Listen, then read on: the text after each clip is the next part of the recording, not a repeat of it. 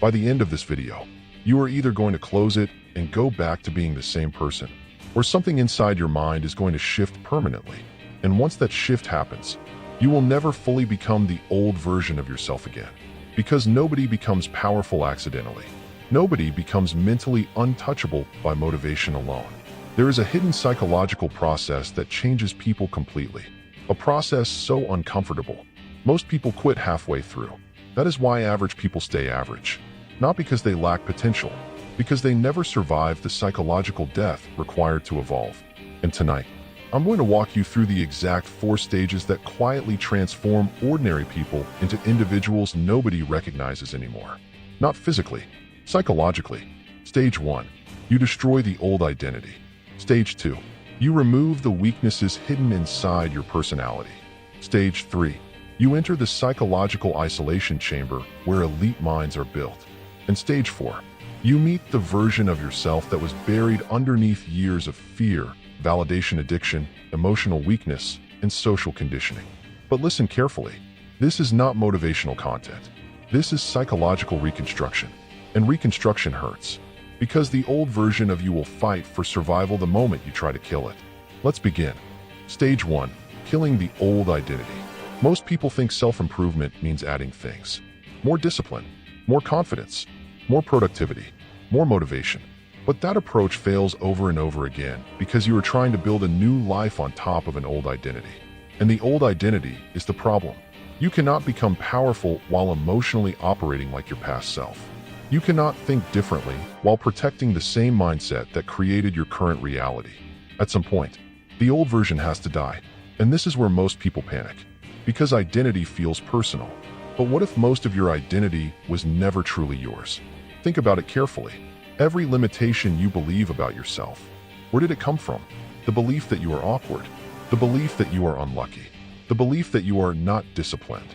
The belief that success belongs to other people. Did you create those beliefs consciously? Or did somebody install them slowly over time? Parents, teachers, relationships, failures, embarrassing moments, social rejection. Most people are living inside identities built from emotional scars they never questioned. A bad experience became a permanent label. One failure became a personality trait. One rejection became proof that they were not enough. And years later, they still obey those invisible conclusions. That is psychological imprisonment. And the disturbing part? Most people defend the prison. They say things like, "That's just how I am. I've always been this way. I'm not that kind of person." Those sentences sound harmless. But psychologically, they are deadly. Because every time you repeat your past as proof of your limits, you strengthen the identity keeping you stuck. The elite understand something dangerous. Your identity is not fixed. It is trained. And if identity was trained, it can be retrained. But first, the old version must stop being fed. That means no more introducing yourself through weakness. No more emotionally worshiping your past. No more building your future around old pain. And this gets uncomfortable fast. Because your social circle expects consistency from you. Every group has already assigned you a role. The funny one, the quiet one, the emotional one, the safe one, the unreliable one, the people pleaser. And the moment you stop performing that role, people get uncomfortable. Not because you changed negatively, because your transformation forces them to confront their own stagnation. That is why growth often feels lonely in the beginning. The old version of you is predictable. The new version becomes difficult to control. And people notice that immediately. This is why identity death feels psychologically painful. Your brain treats identity like survival. Even if the identity is damaging you, it still feels familiar. And familiar feels safe. That is why so many people return to old habits, old relationships, old mindsets, old emotional reactions. Not because they enjoy suffering. Because suffering they understand feels safer than transformation they cannot predict. But if you truly want evolution, you must stop negotiating with the old self. Not improve it, not decorate it, destroy it.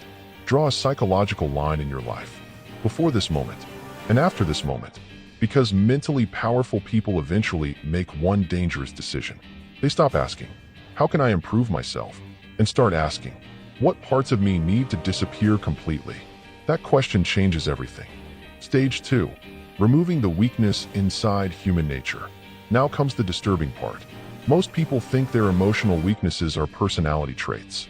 They are not. They are psychological leaks. Places where your mental energy constantly escapes. And until those leaks are closed, real transformation never happens. Leak number 1. Emotional reactivity. Most people are emotionally controlled by external events. One rude comment ruins their mood. One rejection destroys their confidence. One failure makes them doubt themselves completely. That is weakness. Not because emotions are bad, but because unconscious emotional reactions make you predictable. And predictable people are easy to manipulate. Elite minds are not emotionless. They are emotionally disciplined. They feel emotion without surrendering control to it. That is power. The moment something triggers you emotionally, pause. Observe the emotion before reacting. Ask yourself, what response actually benefits me here? That small pause changes lives. Because emotional mastery begins with delayed reaction. Leak number 2. Approval addiction. This destroys more potential than failure ever could.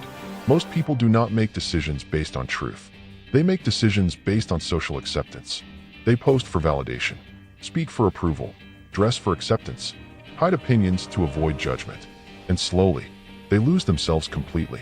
The need to be liked is one of the most expensive psychological addictions in existence, because it hands your identity to strangers. And the terrifying part?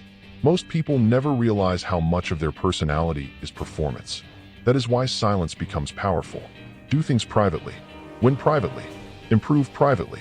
Move without announcing every step online. Because once validation disappears, you finally discover who you really are. Leak number 3. People-pleasing. This one hides behind fake kindness. Saying yes when you mean no. Apologizing for existing. Suppressing your opinions to avoid tension. Sacrificing your needs so others stay comfortable. That is not kindness. That is fear disguised as kindness. Strong people respect honesty more than fake agreeableness. And deep down, people do not trust someone who abandons themselves for approval. That is why boundaries matter psychologically. Every time you tell the truth instead of performing comfort, your self-respect increases. And self-respect changes your entire energy. Leak number 4. Stimulation addiction. The constant need for entertainment.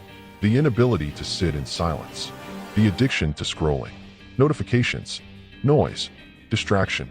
Most people are terrified of being alone with their thoughts, because silence exposes unresolved emotions. That is why elite thinkers intentionally practice stillness, because the ability to sit quietly without stimulation builds psychological endurance. And endurance creates mental sharpness.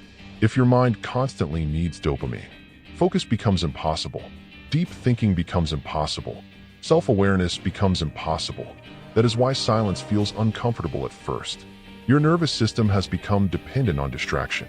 But once you regain control of your attention, your mind becomes dangerous in the best way possible.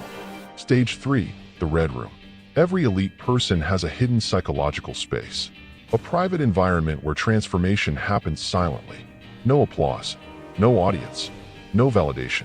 Just brutal self-confrontation. This is what I call the Red Room. And most people never enter it. Because modern culture trains people to develop publicly, announce goals, post progress, perform growth online. But there is a psychological trap hidden inside public self-improvement. The moment people praise your ambition, your brain receives emotional reward before you earn results. You feel accomplished, without actually accomplishing anything. That is why private transformation is so powerful, because privacy protects momentum. Inside the Red Room, nobody cares about your intentions. Only your execution matters. This is where real rewiring begins. And it starts with brutal honesty. Not motivational honesty. Real honesty. What are you avoiding? What skill are you secretly weak at? What fear still controls your behavior? What excuses do you repeat constantly? Where are you wasting time? What kind of person are you becoming through your daily actions? Most people avoid these questions because they damage the ego. But elite minds face them directly, because awareness creates leverage. Then comes deliberate skill building, not passive consumption, not watching endless videos. Actual repetition, practice, study, focus, correction, discipline. The Red Room is where you sharpen yourself privately until your results speak loudly enough that explanation becomes unnecessary. And this stage feels lonely, very lonely, because nobody sees the work. Nobody claps for consistency in silence. Nobody rewards delayed gratification immediately. But this is where separation happens. Average people need witnesses. Powerful people need progress. That difference changes destiny. Inside the red room, you also recalibrate your standards daily. Not, do I feel motivated? But, am I operating at the level I claim to desire? That question forces accountability. And accountability creates evolution. Eventually, you stop negotiating with your lower self. Your standards rise automatically. Your focus sharpens automatically. Your discipline becomes normal instead of forced. And after enough time in the red room, people begin noticing something different about you. Not because you announced transformation, because your behavior changed quietly. Your energy changed. Your reactions changed. Your presence changed. And that is when transformation becomes visible. Stage 4. Becoming the new version of yourself. Now we reach the final stage, the emergence of the new identity. But here is the mistake most people make. They think transformation is a finish line. It is not. The new version of you is not a destination. It is a daily operating system, a standard you maintain repeatedly. And once this new identity stabilizes, your behavior changes automatically. The new version of you becomes emotionally unreadable, not cold, controlled. Most people react instantly. They show anger instantly, fear instantly, jealousy instantly, insecurity instantly. But controlled people create space between emotion and response. That space is power, because calm people think clearly under pressure, and clear thinking changes outcomes. The new version of you also thinks differently. Average people react to events. Powerful people study systems. They look beneath behavior, beneath patterns, beneath outcomes. They analyze causes instead of appearances. That is why they predict problems early, predict manipulation early, predict failure early, and eventually, they stop being surprised by life. The new version also becomes selective. Not everyone deserves access to your energy anymore. Your attention becomes valuable. Your time becomes protected. Your focus becomes guarded. Because you finally understand something average people ignore. Everything around you influences your psychology. The people you tolerate, the content you consume, the environments you stay inside, the conversations you repeat daily. All of it shapes your identity slowly. That is why mentally elite people become careful about what enters their mind. And finally, the new version stops explaining itself constantly. Average people seek permission. Powerful people move quietly. They build privately, improve privately, execute privately, and reveal progress only through results. No performance, no unnecessary talking, just evidence. That energy becomes magnetic, because calm confidence always feels more powerful than loud insecurity.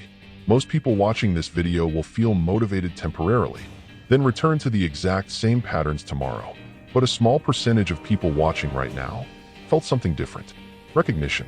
Because deep down, they know the version of themselves they have been showing the world is not the final version. And if that realization truly hit you tonight, then your transformation already started. The disturbing part was never the information. The disturbing part is realizing you were capable of becoming this person the entire time. Subscribe to Dark Mind 999, because the next video goes even deeper into the hidden psychology of influence, emotional control, manipulation, human behavior, and mental dominance. And once you understand those systems, average thinking becomes impossible forever.